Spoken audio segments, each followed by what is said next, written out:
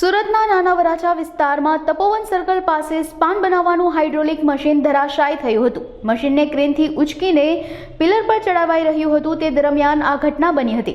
Hydraulic machine ચડાવવામાં આવી રહ્યું હતું તે દરમિયાન ક્રેન ઊંધી પડી ગઈ હતી। હાઇડ્રોલિક મશીન મકાન પર પડતા મકાનને નુકસાન પહોંચ્યું હતું। ઘટનાને પગલે ફાયર અને પોલીસ ઘટના સ્થળે પહોંચી હતી। મારું નામ સંદીપ કુમાર પટેલ છે। જે આજે જે ઘટના બની છે તેના માટે આ ક્રેનનો જે આ પિલ્લર છે તે ઉપર ચડાવતા હતા બંને ક્રેન દ્વારા, પણ એનું વજનમાં બેલેન્સ ખોરવાઈ ગયું હતું ક્રેનનું, જેના લીધે એક ક્રેન નમી ગઈ। તેના લીધે બીજી ક્રેન ઉપર ભાર આવ્યો, તેના લીધે એનો બેન્ડ વળી ગઈ ને એ ધડંગલીને પાછળના મકાન પર પડી। એ મકાન પર પડતાની સાથે અમે પાછળના મકાનમાં ગયા અંદર કે કોઈને વાગ્યું નથી, પણ નીચે એ મકાન ખાલી છે, તેને તાળું મારેલું છે, તેમાં કોઈને કોઈ વાગ્યું નથી। જે નીચે ગાડીઓ એવું છે એને નુકસાન થયું છે। બાકી બીજું ખાલી ક્રેનનો ડ્રાઈવર હતો તેને થોડીક ઈજા પહોંચી હતી, તેને સારવાર હેઠળ અમે હોસ્પિટલ પહોંચાડી દીધો છે। ફાયર કંટ્રોલથી કોલ મળેલ કે નાના વરાછા ઢાળ પાસે તપોવન સ્કૂલ પાસે મેટ્રોની કામગીરી ચાલુ છે, ત્યાં કંઈક ક્રેનનો ભાગ ક્રેન છે એ બંગલા નજીકમાં જે બંગલો સ્થિત છે એની ઉપર ક્રેન પડી છે। એટલે ઘટના સ્થળે આવીને તાત્કાલિક સરથાણા ફાયર સ્ટેશનની ગાડી, મોટા વરાછા, કાપોદ્રા ફાયર સ્ટેશનની ગાડીઓ તાત્કાલિક ફાયર કંટ્રોલથી રવાના કરેલ। ઘટના સ્થળે આવીને જોતાં પરિસ્થિતિ એવી છે કે બે ક્રેનથી કોઈ ઓબ્જેક્ટને ઇરેક્શનની કામગીરી ચાલતી હતી, એ દરમિયાન એક ક્રેનનો જે બૂમ પોર્શન છે એ બેન્ડ થતાં અત્યારે આ પાછળની પરિસ્થિતિ આપ જોઈ શકો છો। એ મુજબ ક્રેનનો એક પોર્શન એક સાઈડની ક્રેનનો પોર્શન બેન્ડ થવાથી બંને ક્રેન ઉપર ઇફેક્ટ થતાં આ પોર્શનમાં આ પોઝિશનમાં છે અત્યારે, પરંતુ તપાસ કરતાં કોઈ ઈજા જાનહાનિ નથી। સામાન્ય કંઈક ડ્રાઈવર ગભરાઈને કૂદી ગયો હતો, તો એને ખાલી અહીંયાથી એ લોકોએ રવાના કરેલ છે। મહેશભાઈ અણગણ, કોર્પોરેટર આ વિસ્તારમાંથી। જો બેદરકારી તો મેન તો આમાં ઇજારદારો અને એને જે તે એજન્સીઓ એને થકી આમાં જે કામગીરી કરે છે, સૌથી પહેલે તો એ લોકોની જ બેદરકારી કહેવાય। એ દુર્ઘટના બની છે એ ખૂબ દુઃખદ છે। સદભાગ્યે કોઈ જાનહાની નથી થઈ, એ ભગવાનનો આભાર કે એમને આ અમારા લોકોનું એક ધ્યાન રાખ્યું છે।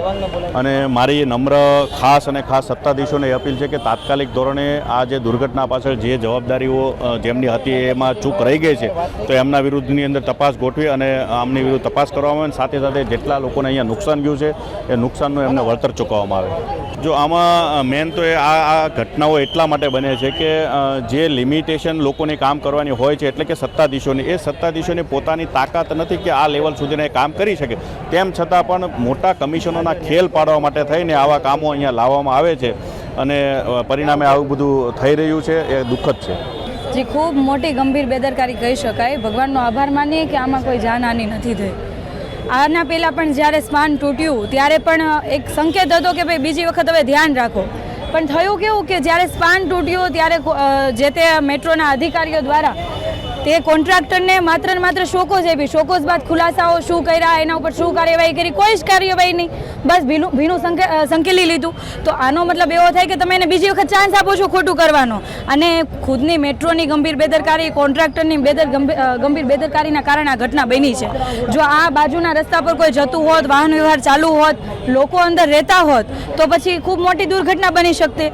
તો આ ખરેખર ખૂબ ગંભીર બેદરકારી કહેવાય કે જે મેટ્રોના કારણે થઈ છે। જી સાચી વાત છે। આના પહેલાં બી અમે મેટ્રોના અધિકારી સાથે વાત કરીને અમે એમને પણ કહ્યું હતું કે જ્યાં જ્યાં મેટ્રોની કામગીરી ચાલે છે, એમના વ્હીકલ ચાલે છે, એટલીસ્ટ તમે વ્યવસ્થિત બેરિકેડ કરીને ત્યાં તમારા જે માર્શલ ટીમ રાખો છો, માર્શલોને ઊભા રાખો કે કોઈ ગંભીર બેદરકારી ના થાય ને એના કારણે કંઈ દુર્ઘટના ના સર્જે। ત્યારે એમણે ઉડાવ જવાબો આપ્યા હતા અમને કે ભાઈ હા અમે ધ્યાન રાખીએ છીએ અને અમારા માર્શલો પણ ત્યાં તત્પર છે અને અમે વ્યવસ્થિત બેરિકેડ કરીએ છીએ।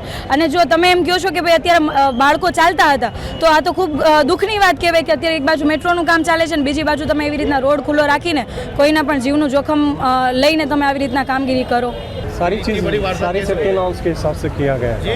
आप बोल रहे हैं 10 मिनट की घटना 5 बजे 10 मिनट की है, अभी तो 1 घंटा ऊपर हो गया।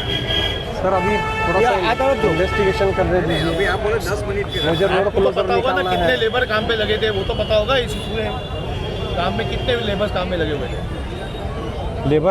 लेबर है जितने रिक्वायर्ड थे लगे हुए हैं। कितने लेबर्स थे? जितने रिक्वायर्ड लेबर्स हैं वो लगे हुए हैं। कितने नहीं पता आपको? कितने 30-40 लेबर होते हैं कम से कम। कैसे घटना कैसे बनी? कैसे घटना 30 या 40? अब ये मुझे देखना पड़ेगा, मेरे पास बहुत सारी इसका सेफ्टी। मतलब आपको कुछ पता ही नहीं ना, आपकी यहाँ पे हाजिरी नहीं थी। एक एलजी के पास में 20 से 25 लोग होते हैं, जो रिक्वायर्ड है 25 लोग थे। आपके जो ड्राइवर्स थे वो ट्रेन थे कि नहीं थे? सारे ट्रेंड है, सारे ट्रेंड है। सेफ्टी प्रिकॉशन क्या रखे प्रोफेशनल का। श्योर। सेफ्टी प्रिकॉशन क्या रखे थे यहाँ पे? सारी सेफ्टी प्रिकॉशन ली गई है। और कैसे घटना कैसे बनी? घटना ऑटोमेटिक मतलब जो हुई है वो घटना हुई है। कैसे बनी मैं आपसे जानना चाहता हूँ। कैसे उसको तो इन्वेस्टिगेट करना पड़ेगा ना, तब ना यानी बताएंगे। आपको मालूम नहीं स्थल पे आए तो 1 घंटे में कैसे इन्वेस्टिगेट होगा सर, आप ही बताइए, थोड़ा सा टाइम लगेगा ना इसको। तो क्या कामगिरी क्या चल रही थी क्या? सर जी प्री प्राइमरी आपको क्या लगता है कैसे बनी? मुझे सब लोगों से एक ही रिक्वेस्ट, काम चल रहा मुझे हाँ जी, हम जो लॉन्चिंग गडर में सेगमेंट इरेक्शन करते हैं, वो इरेक्शन करते समय एलजी का बॉक्स उठा रहे थे हम। एलजी का बॉक्स उठाते समय वो गिर गया है और बूम उसका टूट गया। इतना मैं अभी बता सकता हूँ, इससे ज़्यादा मैं बता नहीं सकता।